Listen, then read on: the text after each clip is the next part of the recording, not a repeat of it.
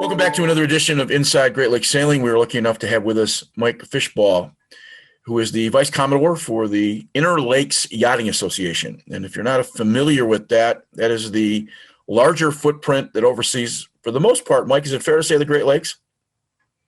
Well, our footprint is basically Lake Erie up to Detroit. So we are a regional sailing association in the eyes of U.S. Sailing, just like DRYA is. So our main footprint is Detroit to Toledo to Buffalo, New York. And then we also represent inland clubs down to Southern Ohio and Indianapolis, Indiana.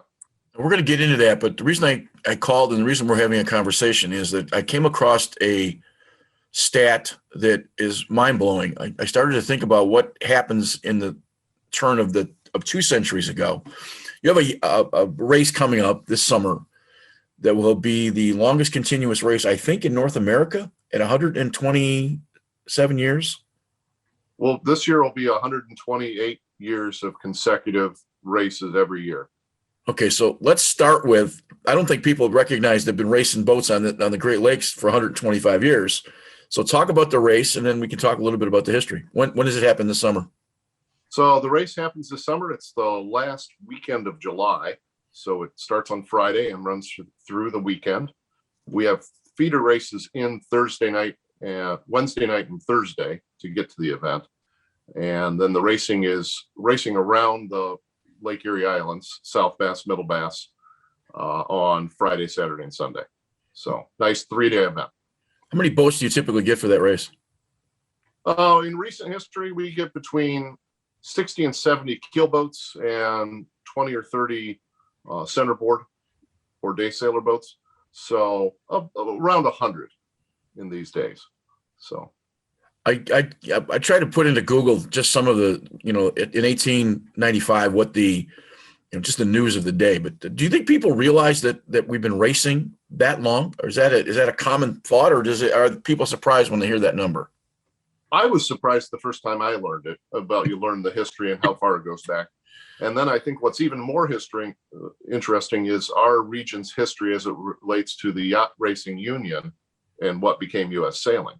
That our member clubs, Toledo, CYC, and Detroit's, really were the founding organizations of what became U.S. Sailing, and that we have a common history, and it started here on the Great Lakes. I think it's normal that when you have this kind of gift of all this fresh water that even back then the folks were sailing. It's not like sailing is something new to the world. We've been doing it for a couple of thousand years, probably longer than that. But how was sailing in those days pleasure, or was it more commercial and more work? I think of fishing boats and things of that nature. I think it was obviously more commercial in nature, but you read our history, and a lot of the history is some great gentlemen with very big boats out racing them. To us that make a TP52 today look small. They were racing 70 or 80 footers on the Great Lakes 100 plus years ago. So when this race started, it really was a rich man's sport, if that's a fair statement to make. Very much so. Very much so. The history reads that way, which makes sense. I think it was until the 60s and 70s that we saw the birth of the 20 to 30 foot sailboat, and that recreational market really created and expanded. Obviously, centerboard boats a little bit earlier than that. We've been trying to figure out who came up with, and I'm not sure if it was George O'Day or it was Harry Melges who said that, not Harry Melges. Anyway, the cruising racer, which was, came at late 50s, the term cruising racer was sort of an oxymoron before that time. Now you've got this race. It's just that, what's the name of the race, first of all? Well, so it's LYA Bay Week is our main regatta. Again, looking at our footprint being Detroit, Toledo, Buffalo, LYA was a great, the Put-in-Bay was a great middle meeting spot for LYA. So for years, we've come and converged in that area. The race format's changed. Again, there's been years that they were doing 12, 15, 18-mile courses or longer. In more recent years, we've been doing the buoy racing or just racing around the islands. We sort of view the islands as being special because you can go buoy race anywhere, but how many places can you go race around islands? There No, aren't many. it's a unique trail. Is there any historical? I mean, you've gone through 2 wars. You went through Vietnam. I mean, there's all of these. You think about the race starting before there was cars, before there was a lot of indoor plumbing, electricity. If you put it in terms of that historical value, it really is a remarkable accomplishment. It really is. The keeping that tradition alive for that many years and then seeing it continue is quite amazing. I think that's why so many of us are passionate about it. Is let's keep our traditions going and keep people having fun in our region. Sailors are unique in the fact that history and tradition matters. And is there any anecdotes from the race over the years, historical anecdotes that we might find interesting? I don't know if I've been around long enough to have too many anecdotes. I'd say we need to schedule you another call with a few of our elder racers who I'm sure can share some great stories. Yeah.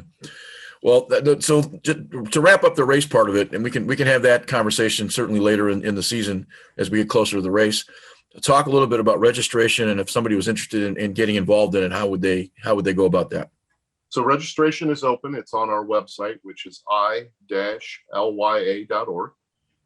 The registration is for the 3-day event, Friday, Saturday, Sunday, and it includes dockage on the city docks at Put-in-Bay. We have social events at Put-in-Bay Yacht Club. Put-in-Bay Yacht Club has been a long-standing partner of LYA. In fact, our history there is mutual again, because it was the LYA sailors who made it to the island that founded that organization. And man, they've done a great job of expanding and becoming who they are today. So register online, it's open. And then there's feeder races, one from Toledo, North Cape, one from Sandusky, and run from Cleveland to get you there. So if you want an additional day of racing, you can tag on a race on the day before. So, okay, well, let's talk specifically about ILYA in terms. Do you think most of the racers understand what the bodies are of DYRA and some of the other organizations? Do you think that the rest of the sailing world, I guess guys like me who don't necessarily race every week, do you think we really understand what you do and what you serve? Probably not entirely, just like DRYA. I'd say one of our big focuses is all our junior programs. So just like you do up north there, we run camps at many of our clubs. I think there's 12 to 15 running today.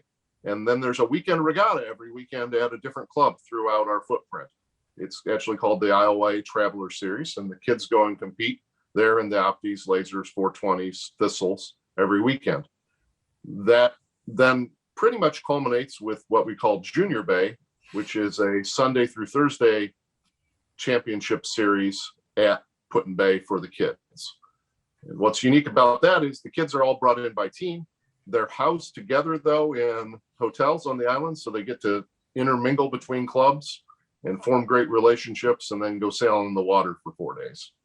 And it's a really unique experience because where else do you house all the kids together in a hotel and send them racing for 4 days?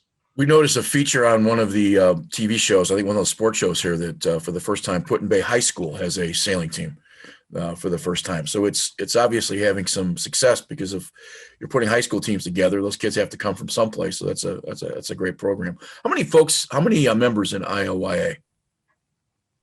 There's 143 member clubs, or 144 today, and all of them vary in membership. So throw a number out there, 50, 60,000 easily, if you look at that number of clubs and the members. I think if nothing more than reciprocal visits within a club that belong to an organization, it would be worth the time and effort if you go sailing different places. Plus, you get to meet more folks. That's very true. I've learned being involved. You get to meet great people from everywhere because there's fun, great sailors and power boaters at all these clubs, and you make great friends. And to your point there is reciprocity. So it gives you a big footprint of clubs you can go to, get guest docking, tie up and use the facilities, and great way to travel the lake, including Ontario. Yeah. Listen, as it remains to charity, you guys have a Yachtsman's Fund, and you've done a lot of work with charity, providing all kinds of activities. I know you guys sponsor racers, and you provide a variety of programs. So talk a little bit about that and how long it's been around. So the Interlake Yachtsman's Fund just celebrated their centennial year here recently. I think it was 2 years ago. And their main goal is raising funds to get kids sailing. So they offset a lot of the cost towards our Junior Bay event for the kids. And in recent years have really expanded into grant writing and funding other developmental programs around our region, be it getting coaches trained, safety equipment, etc., trying to build that next generation of sailors. So funding on that, we have a number of clubs that are dollar per member clubs, so that every year the clubs contribute $1 per member towards the program, and that goes into a lot of funding. And we also have a lifetime member rate where you as an individual pay in and you become a lifetime member of the Yachtsman's Fund, and all that money is put into the endowment, which they spend a limited percentage of each year. Okay. One of the new gigs for this year is that you're putting together, and I want to make sure I get this right, you're putting together a program or revisiting a program to come up with Yachtsman of the Year on scoring. So it's going to be the LYA Perf Boat of the Year. So, back in our heyday, when we had a ton more boats racing everywhere, the boats traveled the lake weekend to weekend, and there was a regatta and it sort of dragged the boat down the lake. Well, those days have passed, but we want to try to find who our best boats are. So we've developed a new series that if you sail anywhere in our footprint, you can find a chunk of events to qualify for. And then we're going to basically high point score it to see who is the best racer out of the events you competed in. And that'll be the LYA Perf Boat of the Year, and we'll probably have a Jam Boat of the Year division as well. So there'll just be the 2 awards then. Based on participation, we'll probably split the perf one into a couple of fleets and do an overall and some fleet winners. I think of all the difference in boats. The one thing we've done, I think this is now show 48 or 49. And it's amazing to me, and I've said this at least 10 times on the show, that the level of talent in the Great Lakes, I think sometimes gets overlooked. There's some serious talent, sailing talent. And when you talk to those guys that are national, international type sailors, they have great respect for what for the guys coming out of the Great Lakes. And I think sometimes it gets lost, and it's got to be more than a flag. And you guys have done a really good job of recognizing, great sailors in the past. And that obviously will continue with this program. Yeah, we're just trying to expand on our history and grow back into a few of the traditions that we've had and we lost in recent years. Yeah. I'm curious, when you sit as a vice commodore, what kinds of things, we're in the business of trying to grow the sport. What kind of things do you discuss within your organization to, obviously it's the advancement of juniors, it's the normal kind of things, but what do you see as a challenge from an administrative standpoint for an organization like yours? Well, our organization is unique in the fact, again, the big footprint, Buffalo to Detroit. So we don't see each other every weekend at the bar at our home club. I'll tell you, Zoom and online meetings has sure changed the ability to get together, and I think has great potential in our huge sport to make sure that the right people are connected. Again, we have the opportunity as a region to help each other, and hopefully we continue to grow on that. Best practices, what works at clubs, be it for junior programs or club management. And I'd say that's the great opportunity we have, is to build into that. Now, running the organization, primarily our events as LYA are 4 regattas in the summer, junior sail, junior powerboat, the Bay Week regatta, the sail regatta, and then there's a power regatta as well. So we have to manage and get those together, which, not living on the islands, is a lot of work. And then we've got our spring and fall meetings, which again is meant to be informational and connect our community together twice a year. So some of those meetings are, I believe, in Romulus too. I noticed that you do a lot of meetings at the Romulus airport. And I say that only because people can fly in if they need to, but it's like a centrally located spot, and looking through the website, which I thought was interesting. We try to bounce them around. It usually depends on who's Commodore, because they obviously have to be able to support their meetings. So they bounce between Detroit. We've done a lot in Toledo. We do a lot in the west side of Cleveland, trying to keep it somewhat centralized so it's not always a long drive for people. Sometimes familiarity helps, do a job better. Would being Commodore of an organization like this in a 2-year stint help more than 1 year? And I understand that you start at the rear and you go to vice, and then you have some time in the barrel to sort of learn the jobs. But would it be more effective? I sometimes see our Commodores, by the time they get to the last 6 months of their tenure, they start to, it takes traction, and then all of a sudden you switch over, and then in a year of the pandemic, if you're a Commodore in the year 220, basically you're an order taker, because you never, all the activities, all the social activities that would be a part of a program didn't exist. So it was strictly sailing. Mm-hmm. I think it's the same thing we fight at our home club. So by the time you figure out the job, you're done with it. Right. Which goes to the fact that LYA has a good advisory committee of the past Commodores who help steer the ship and give you advice. And in much as like at our own clubs, I think it's the relying on others, asking for help, and keeping the tradition going is the good thing. I served on the board of trustees for 6 years before I became rear Commodore. So luckily there, I've had some more time to be around the organization, but I'm still sure I'm going to be in the footprint of, well, it's November and I finally figured out what I'm doing for the year, just like many of us are at our home clubs. As rear Commodore, how much time in a week does this take up? I mean, right now you're spending half an hour with me talking about, your organization, but what kind of commitment, volunteer commitment in terms of hours does it take to do your job? Well, last year sure made it interesting and changed a lot of it. Again, the biggest thing we have to do as the flag officers of the organization is being the ambassadors to the region. So it means going to a lot of events, being visible, getting to know people, and networking. And I think it's that, when it's done well, really helps our region, because you connect people, you get to know what's going on, you become familiar, you get people involved. So as participatory a sport as this is, even if you end up in administrative, jobs like you're in, sometimes you forget about the growth and the publicity and all the other mechanical things that go with it, because you've only got so many days in the Midwest to sail. So why would I be on the phone when I can be on my boat? I think that's part of that same discussion. Yeah. I think junior sailing, this is one of the few sports where guys, and we've said this before, you take 2 weeks out of the year to stop junior sailing because, well, we've got to go race the Mackinac. So certainly that's true here, and that's not true if I were coaching almost any other sport, because I'm not competitive at that level, and I think that's something that it changes that. But how do we publicize sailing in this area better than we are? And is that a fair statement? I think it is. And I know we're continuing to try to reinvent ourselves. I think the big challenge is we've got to convert non-sailing people into sailors. And there's lots of great parents out there who will follow their kids wherever they want to go. So we've got to develop that new group, which to me becomes building our Learn to Sail programs and promoting them at all our member clubs, which, you're dealing with the same things up there.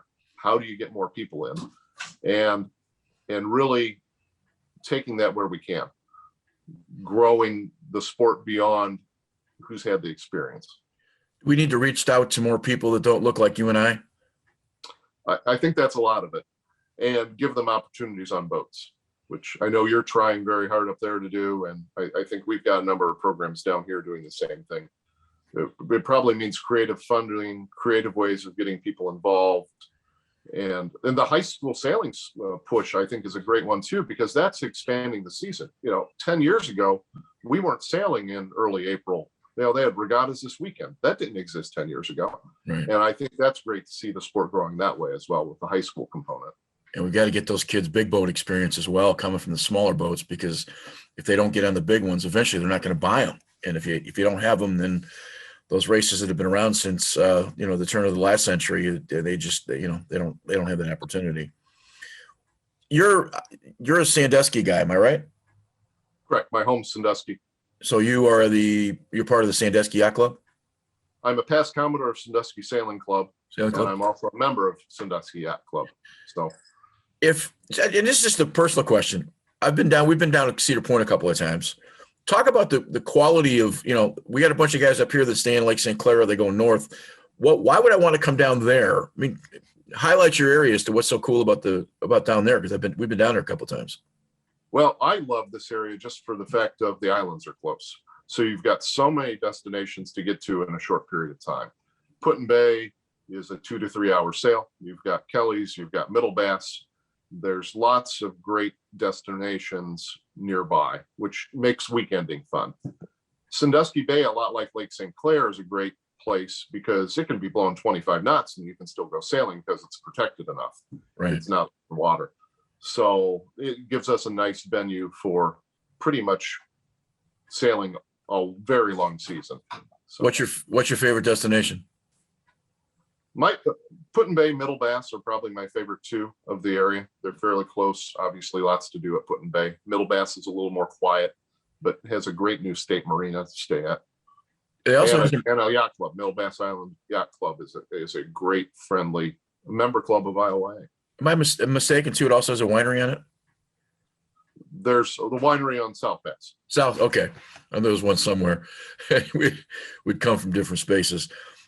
We just found out that the Canadian waters they just did a 30-day lockdown on the folks there, including the marina. So it's going to be maybe a little bit into the summer before doesn't affect you guys a lot because the boundary is a little bit north. What do you anticipate for this coming summer? You see it opening up a little bit as far as the United States goes? My hope is, from what I'm hearing from our member clubs, is most regattas are back to regattas as usual, like we saw them before 2020. I think the social side will still be a little different, but my hope is as vaccinations grow and hopefully the spread of the virus decreases, that we'll start to see life as normal again. Certainly, I think the regattas are going to be back.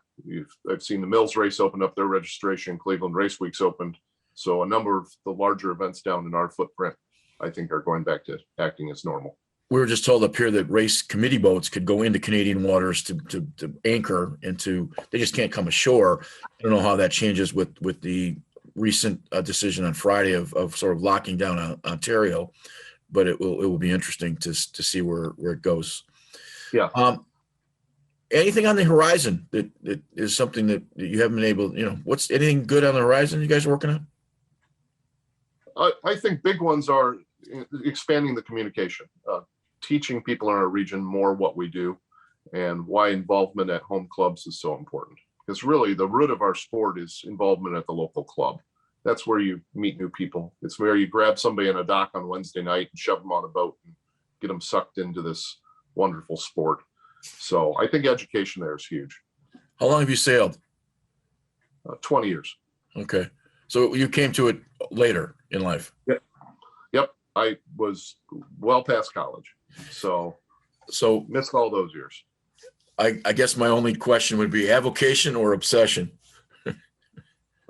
I think it becomes an obsession, doesn't it? Yeah. Yeah. I That don't think there's any. Well, we've been vacillating between racing, and I have a front room sailboat. And so I've got my 40-inch television and it's comfortable, and I carry a lot of wine and we enjoy ourselves, and we've tried to race and we're terrible. And so we've decided to be cruisers, and it just, sometimes you got to find where you're going to go. But I belong to Crescent, where there's some unbelievably good sailors and racers. But I think expanding the sport is a job we all have. And I think that's one of the reasons we're doing the show. So listen, I appreciate your time. We would like to do, as we get closer to the race, and maybe we can do some live stuff. And I certainly want to do some stuff with your juniors this year. So I appreciate your time, Mike, and likewise. Be safe. And thanks again.